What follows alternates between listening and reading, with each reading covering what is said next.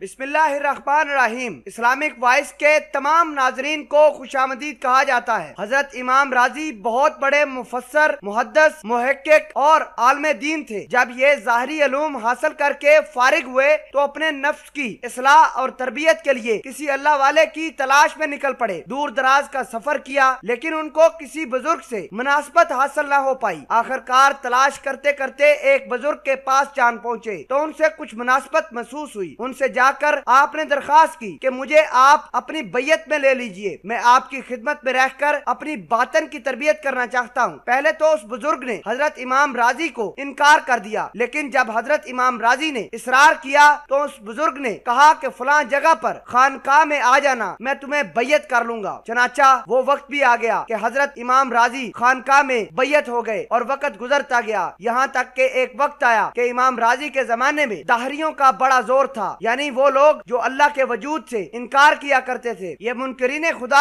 یہ چاہتے تھے کہ عقل کے ذریعے اللہ تعالیٰ کے وجود کو ثابت نہ کیا جائے، چنانچہ امام راضی کے پاس اللہ کے وجود کو عقل سے ثابت کرنے کے 100 دلائل موجود تھے۔ جب بھی کسی داہریہ یعنی وہ شخص جو اللہ کو نہیں مانتا تھا مناظرہ فرماتے تو 10-15 دلائل کے ذریعے ہی وہ شکست سے دوچار ہو جاتا۔ اتفاق سے امام راضی کے انتقال کا وقت قریب آیا۔ انتقال کے وقت شیطان امام راضی کے سرانے آ کر بیٹھ گیا۔ اللہ تعالیٰ ہم سب کو شیطان کے شر سے محفوظ رکھے۔ چنانچہ شیطان نے آ کر امام راضی سے کہا کہ اے امام بتا اللہ کا وجود ہے یا نہیں؟ امام نے فرمایا کیوں نہیں، وجود تو اللہ کا ہے ہی۔ شیطان نے کہا کہ تمہارے پاس کیا دلیل ہے؟ امام راضی نے ایک دلیل پیش کی، شیطان نے اس دلیل کو توڑ دیا۔ امام راضی نے دوسری دلیل دی، شیطان نے اس کو بھی توڑ دیا۔ اس طرح 10 دلیلیں امام دیتے رہے، شیطان سب کو باری باری توڑتا رہا۔ اب امام راضی دلائل پر دلائل دیتے جا رہے ہیں اور شیطان سب کو توڑتا جا رہا ہے۔ جب 70 دلیلیں پیش کی اور شیطان نے ان سب کو توڑ دیا، اب امام راضی کو بڑی فکر اور تشویش ہوئی کہ یہ کون شخص ہے جو میری ہر دلیل کو توڑتا جا رہا ہے اور میری ہر دلیل کا ایسا جواب دے رہا ہے کہ میں خود لاجواب ہوتا جا رہا ہوں۔ اگر خدا نخواستہ کسی رفتار سے جواب دیتا رہا تو ذرا سی دیر میں میرے سارے دلائل ختم ہو جائیں گے، اور جب دلائل ختم ہو گئے تو اس کا مطلب ہوگا کہ اللہ کے وجود سے میں خود شبے میں پڑ جاؤں گا اور یہ میرا آخری وقت بھی ہے۔ امام راضی کہنے لگے اگر اس آخری وقت میں بھی اللہ کے وجود میں شبہ ہو گیا تو میرا خاتمہ ہی خراب ہوگا۔ چنانچہ امام راضی نے یہ سوچ کر اور بھی پریشان ہو گئے، یہاں تک کہ آپ کی 100 دلیلوں میں سے 99 دلیلیں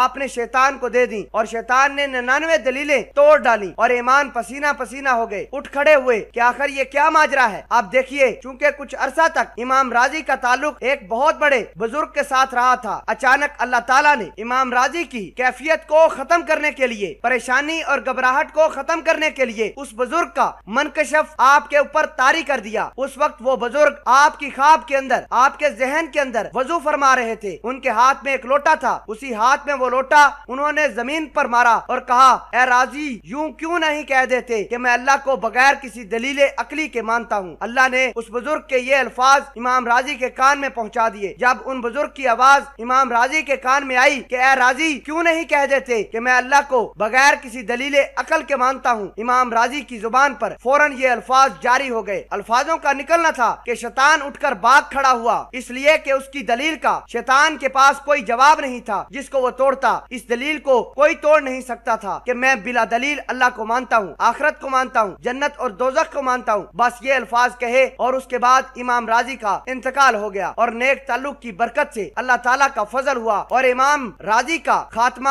ایمان پر ہوا۔ معزز ناظرین، ہمیں چاہیے کہ ہم اللہ سے پناہ مانگے، ہمیں اللہ تعالیٰ نفس اور شیطان کے شر سے محفوظ بھی رکھے، اور ہم کسی نہ کسی اللہ والے کا دامن تھام لینا چاہیے تاکہ اس کی خدمت اور صحبت میں رہ کر انسان اپنے اعمال کی اصلاح کر سکے اور اپنے نفس کی بھی اصلاح کر سکے اور اپنے ایمان کی بھی حفاظت کر سکے۔ اللہ تعالیٰ نیک بندوں کی خدمت، اللہ کے راستے میں آنے والوں کی خدمت کرنے کی توفیق عطا فرمائے۔ اللہ ہم سب کا خاتمہ ایمان پر فرمائے، آمین ثم آمین۔